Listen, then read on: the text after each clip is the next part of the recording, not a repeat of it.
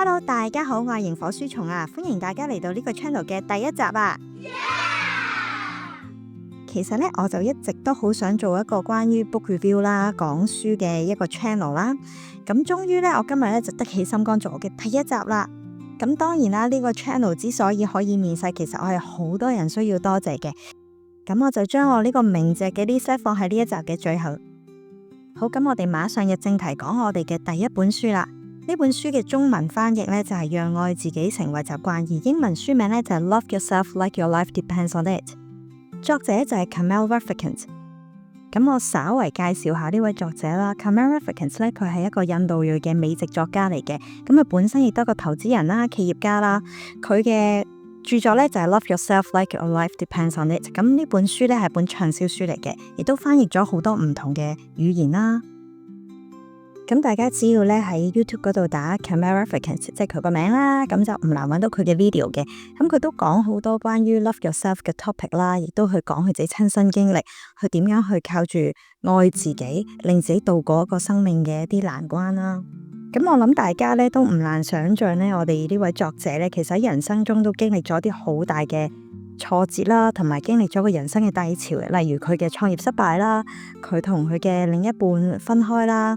甚至乎佢當時都係陷入一個嚴重嘅抑鬱，所以咧其實我係傾向中意英文嘅原著書名嘅 Love Yourself Like Your Life Depends on It。咁如果真係要翻譯嘅話，可以翻譯成愛自己就好似生命一樣咁重要啦，或者再具象啲咁去形容咧，大家可以幻想啦，一個人啦，佢咧係已經係跌入懸崖邊啦。其實我諗大家身邊都可能遇過一啲抑鬱症嘅病人啦，甚至乎自己都曾經陷入一個焦慮啊，或者好抑鬱嘅狀態。其實真係好無助，同埋唔係話你想開心就開心到，同埋係某一個程度，其實我哋可能已經係失去咗開心嘅能力啊。咁其實係咪話佢中文書名譯得唔好呢？又唔係，因為愛自己成為習慣呢樣嘢就係喺書裏面好核心嘅信息啦，就係因為愛自己咧，唔係話今日我要愛自己啦，咁聽日咧我就超級爆愛自己，跟住咧好似超人上身咁，以後都冇晒問題，咁梗係唔會係啦。但係咧佢亦都形容到咧，愛自己呢樣嘢咧，其實好似做 gym 一樣，你唔係話今日我要變大隻，我做一日運動我就變咗大隻仔啦，其實就唔係嘅，同做 gym 一樣，你要日日去鍛煉。其實愛自己呢一個心態啦，同埋呢一個思維能力呢，或者呢個思想嘅回路、神經回路呢，係需要我哋好似練一嚿 muscle 咁去練嘅。因為人係習慣咗負面嘅，真心講，人嘅 by default 呢係會傾向負面想法居多嘅。其實要 train 自己嘅潛意識，同埋建立一啲新嘅思維模式呢，根本就同 train 一嚿 muscle 係冇分別，你係真係要長期嘅鍛煉啦，同埋亦都要注意你嘅飲食啦，注意你嘅營養啦，注意你嘅作息啦，係好多環境條件需要配合嘅。咁所以其實你當做 gym 當練大隻一樣去練你嘅心智呢，咁其實就差唔多啦。咁我覺得呢本書呢，其實我就算未打開嘅時候，我已經覺得獲益良多啦。咁所以嗰時就都冇考慮就買咗翻嚟啦。其實呢本書嘅封面呢，已經寫到啦，讓愛自己成為好習慣，簡單卻深刻的日日練習，把自己當成一輩子的摯愛，給自己力量，克服逆境，活出奇蹟人生。你要好好愛自己，只有自己才能陪你一輩子，也是讓一切變好的開端。咁我都介紹下呢本書嘅大概嘅脈絡啦。呢本書呢有3章嘅，第一章愛自己是讓自己變好的源頭，第二章愛自己的日日練習，第3章踏上愛自己的旅程。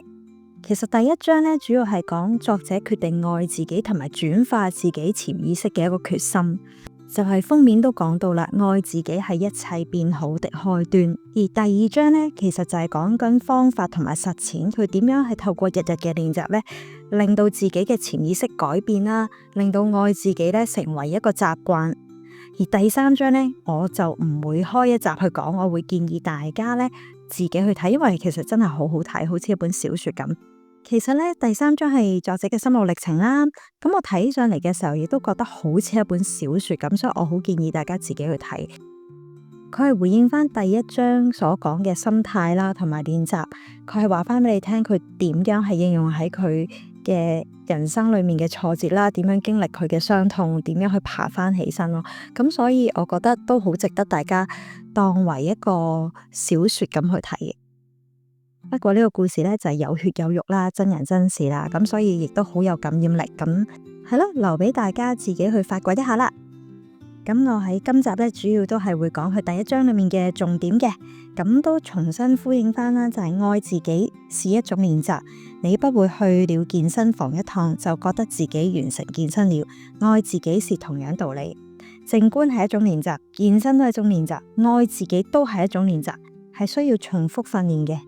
第二，先對自己反覆說我愛我自己，由今日開始就發誓愛自己，要對待自己如同對待我深刻摯愛嘅那個人，無論我的念頭、我的行為、我做出的選擇、我擁有的經驗、我意識到的每一刻，我都決定去愛自己。為什麼係愛，唔係喜歡，唔係接納呢？咁呢個呢，我亦都用我自己語言去表達一下啦。咁好多老生常談就，哎呀，我要愛自己啊，錫自己。咁其實乜嘢叫做愛自己、錫自己呢？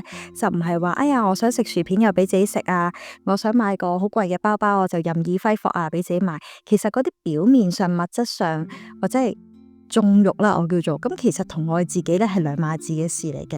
咁書中提及嘅愛自己呢，呢種愛呢係溫柔啦、接納啦，同埋有療癒嘅力量啦，讓愛自己成為你全心全意關注嘅焦點。如果你做到咁呢，其實你身心呢都會有所改變，對你嘅人生呢就會有所回應嘅。而愛自己就等於為黑暗的負面念頭照進一束光。一旦你發現心智開始奔向黑暗啦、恐懼啦、焦慮啦、痛苦啦，咁其實你就抹一抹個窗，用愛自己嘅光線咧滲進你嘅心房裏面。面對痛苦，不抵抗也不離開。我諗呢，大家如果睇得多身心靈嘅書啦，都會明白到我哋其實係冇辦法去抵抗我哋負面情緒，或者咁講，越抵抗咧就越持續。我哋都係學識要同負面嘅想法共存啦。當痛苦嘅回憶浮現嘅時候，唔好抵抗，亦都唔好嘗試離開。畢竟你已經陷入咗流沙裏面，掙扎只會帶嚟更大嘅痛苦。你要做嘅就係反向咁樣走向愛，要更加愛自己。請感受嗰份愛。如果不得不假裝愛自己嘅話，你都可以咁做嘅。Fake it until you make it 啊嘛。反正最後你都真係會愛上自己嘅。回憶來來去去嘅時候呢，請感受你對自己嘅愛，咁樣呢就可以消除回憶嘅影響力啦。咁作者呢喺呢本書裏面呢都分享咗一個喺精神科或者心理學界好爆嘅一個故事啦。其實都好多人聽過啦，我相信就係一個關於醫好思覺失調嘅病人嘅一個故事。語言神經學共同創辦人Richard Bandler， 簡單嚟講咧，佢接手咗個 case， 而嗰個病人咧係對蛇有幻覺同埋恐懼嘅。咁佢嘅做法咧就非常之激進嘅。首先佢就韞咗佢浴室裏面啦，而逼佢同一啲真蛇同假蛇相處。咁咩意思咧？咁佢就買咗啲假蛇啦，即係膠嗰啲啦，可以愛嚟浸大補酒嗰啲咧。跟住咧就有啲假真蛇，真蛇咧就係受過訓練同埋掹咗啲牙，咁唔會真係咬到人嘅。咁咧佢就當然係黐咗線咁樣嗌啦，好驚啦。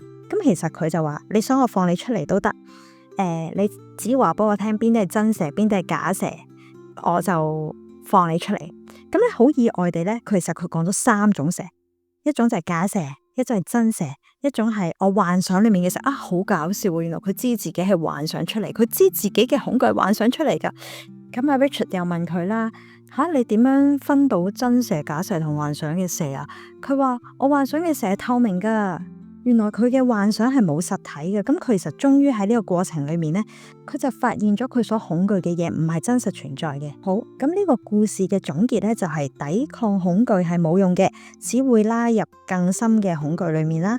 一定要專注喺真實嘅事物上面，專注喺真理上面。至於如果置身於黑暗之中呢，咁就唔好抵抗啦，你贏唔到嘅。只要找出最近嘅開關，打開燈，咁就 OK 啦。咁作者咧俾我哋嘅另一個建議咧就係和自己談戀愛。咁我唔知大家有冇經歷過一個人的浪漫啦。咁如果有經歷過咧，咁大家都會 feel 到噶啦。咁作者認為咧，愛係一種感受啦，係一種存在嘅方式，亦都唔一定係透過另一個人俾自己。咁如果大家有啲身心靈嘅背景咧，都會明白到其實愛係我本身內心有嘅能量啦。我哋本身心裏面有愛，我哋先會顯化到關於愛嘅情景啦，或者一啲關係嘅。所以咧，大家都可以花啲時間啦，去做自己中意做嘅嘢啦，或者係氹下自己啦，甚至乎將愛嘅能量輸送翻俾自己。作者咧，另一個建議咧，就係寫下怪罪自己嘅念頭，原諒自己。咁如果我哋話自己係完全冇原諒唔到自己嘅部分咧，咁就肯定係講大話嘅。其實通常咧，喺呢個世界最原諒唔到自己嗰個人咧，就係我哋自己啦。你喺人生流流長咧，一定係有多遺憾啦，或者覺得自己做得唔好嘅地方啦，或者怪罪自己嘅地方啦。咁啊，作者咧就建議我哋將自己怪罪自己同埋唔放過自己嘅事咧，寫落嚟，然後咧就毀滅咗佢嘅。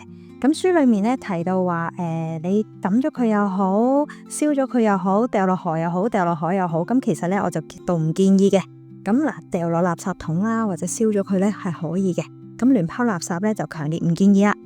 因為咁樣會罰款5000蚊噶。好，咁我哋嚟到呢一章嘅最後嘅總結啦。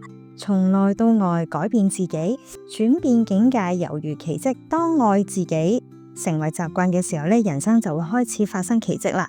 對所有發生嘅事情都說是接納同埋臣服一切嘅境遇啦。無論順遂或者低潮，都要愛自己。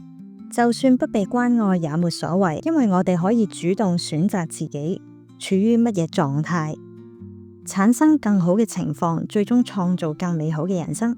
最後當然係鼓勵大家練習活出，體驗到真理啦。咁即係話咧，我哋將愛自己成為習慣呢樣嘢咧，就係要 practice 嘅。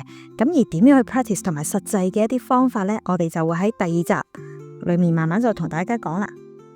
好多謝大家聽到嚟呢度啊！正如我一開始所講啦，呢個 channel 咧之所以可以第1集面世咧，係有好多人要多謝嘅。咁首先咧就多謝一個好好嘅朋友啦，一個生死之交啦。咁佢琴日咧就 send 咗個 message 俾我，就話佢對我一個期望，就係希望我好好愛自己。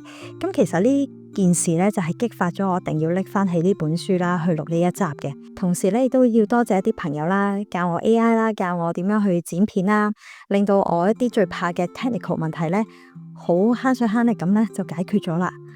咁你哋知我講緊你哋噶啦。另外當然要多謝 AI 啦 ，AI 令我依家做嘢可以快咗好多，咁終於可以的起心肝去搞呢個 channel 啦。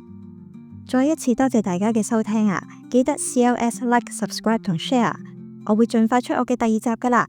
我會繼續努力分享更多嘅內容俾大家。拜拜。